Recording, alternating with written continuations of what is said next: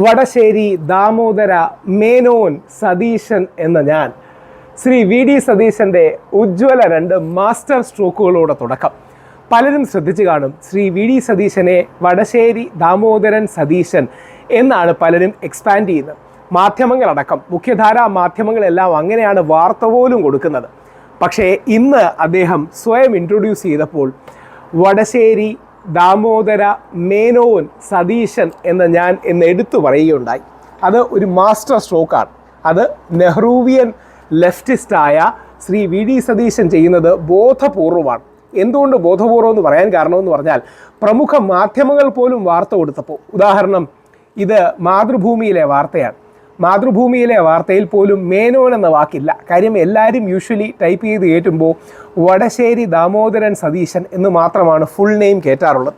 ഞാൻ ഇന്ന് രാവിലെ ഒരു പോസ്റ്റ് ഇടുകയുണ്ടായി. ആ പോസ്റ്റിലും ധാരാളം ആൾക്കാർ, പ്രത്യേകിച്ച് ഹിന്ദുത്വ പക്ഷത്ത് നിൽക്കുന്ന ചില ആൾക്കാർ, വടശ്ശേരി ദാമോദരൻ സതീശൻ എന്ന് എഴുതിയതിനെ വിമർശിച്ചുകൊണ്ട് ഒരു തിരുത്തുണ്ട് എന്നൊക്കെ പറഞ്ഞ് പലരും എഴുതുന്നുണ്ട്. ആ തിരുത്തിതാണ് പല ആൾക്കാരും ചൂണ്ടിക്കാണിക്കുന്നത്.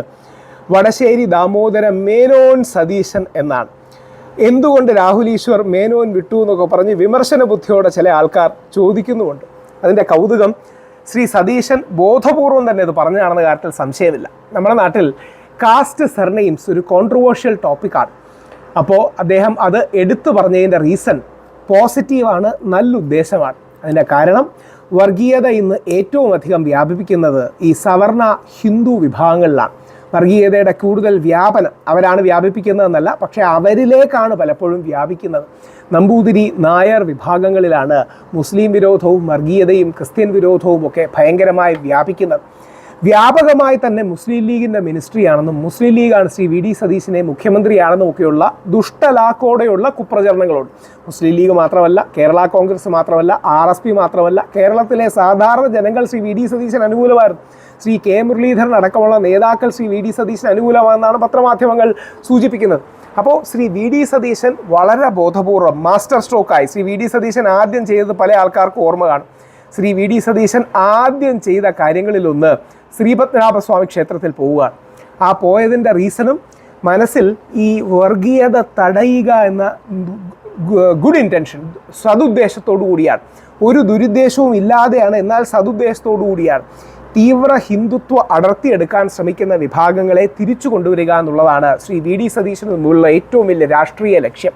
അതായത് തീവ്ര ഹിന്ദുത്വം എന്ന് പറയുന്ന, അല്ലെങ്കിൽ തീവ്ര ഹിന്ദുത്വം, എല്ലാ തീവ്രതയും മോശമാണ്. തീവ്ര ഹിന്ദുത്വവും തീവ്ര ഇസ്ലാമിസവും തീവ്ര സംഗീതവും ഒക്കെ മോശമാണ്.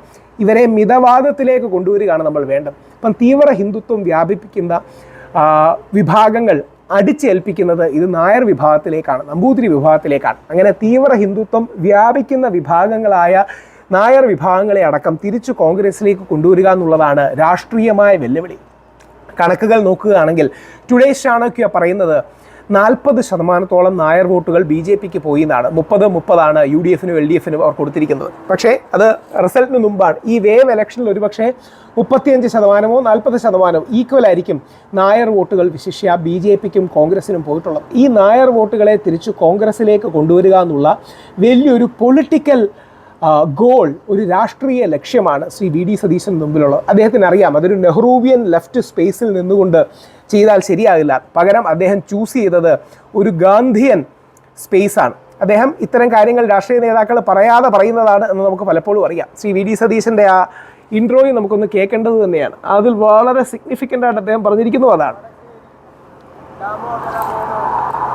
അത് കേൾക്കേണ്ട ഒരു ദാമോദര മേനോൻ സതീശൻ എന്ന ഞാൻ. അതിലൊരു ചിരിയുണ്ട്.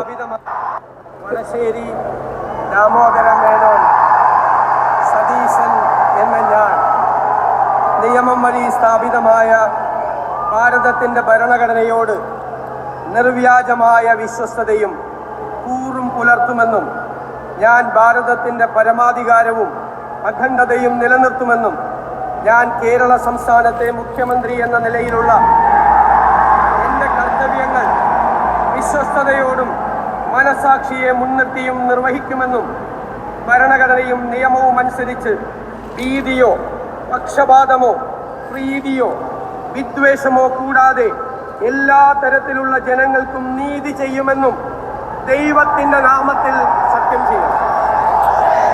അത് രണ്ട് നന്നായി. അദ്ദേഹം നെഹ്റുവിയൻ ലെഫ്റ്റാന്ന് നമുക്കറിയാം. ദൈവനാമത്തിൽ സത്യപ്രതിജ്ഞ ചെയ്തതും വടശ്ശേരി ദാമോദരൻ മേനോൻ സതീശൻ എന്ന് എടുത്തു പറഞ്ഞത് നല്ലതാണ്. രണ്ടാമത്തെ മാസ്റ്റർ സ്ട്രോക്ക് ഗവർണറാണ്. ഗവർണർ വേദിയിൽ പലരെയും ഇരിക്കാൻ അനുവദിക്കില്ലെന്ന് പറഞ്ഞതായി മാധ്യമങ്ങൾ റിപ്പോർട്ട് ചെയ്തു. അതായത് രാഹുൽ ഗാന്ധിയും ബാക്കി സംസ്ഥാനങ്ങളിലെ മുഖ്യമന്ത്രിമാരും ബാക്കിയുള്ളവരും ഇരിക്കാൻ സമ്മതിക്കില്ല എന്ന് ഗവർണർ പറഞ്ഞു എന്ന് പല മാധ്യമങ്ങൾ റിപ്പോർട്ട് ചെയ്യുന്നു. അപ്പം ഗവർണറുടെ ഒരു ഇരട്ടത്താപ്പ് ആ വിഷയത്തിൽ ഏതാനും ദിവസങ്ങൾക്ക് മുമ്പ് ശ്രീ വിജയോടൊപ്പം തമിഴ്നാട്ടിൽ രാഹുൽ ഗാന്ധി അടക്കം വേദിയിലുണ്ടായിരുന്നു. അപ്പോൾ കേരളത്തിൽ അത് സമ്മതിക്കില്ലെന്നും അന്യസംസ്ഥാന മുഖ്യമന്ത്രിമാരടക്കം രാഹുൽ ഗാന്ധി അടക്കം വേദിയിൽ ഇരിക്കരുതെന്നും ഗവർണർ പറഞ്ഞുവെന്നും, എന്നാൽ Shri V D Satheesan has put his foot down എന്നാണ് നാഷണൽ മീഡിയ റിപ്പോർട്ട് ചെയ്യുന്നത്. വി ഡി സതീശൻ ശക്തമായി തന്നെ ഇത് എൻ്റെ ക്യാബിനറ്റാണ്, ഞാൻ തീരുമാനിക്കും എന്ന് ശക്തമായി പറയുകയും അവരെ എല്ലാം വേദിയിലേക്ക് കൊണ്ടുവരികയും ചെയ്തു എന്നാണ്. അപ്പം ദൃഢനിശ്ചതയുള്ള സ്റ്റാർട്ടാണ്, ഗംഭീരമായ തുടക്കമാണ്, രോമാഞ്ചം അർപ്പിക്കുന്ന തുടക്കമാണ്. അപ്പോൾ ശ്രീ വി ഡി സതീശൻ, വടശ്ശേരി ദാമോദര മേനോൻ സതീശന് എല്ലാവിധ അഭിവാദ്യങ്ങളും.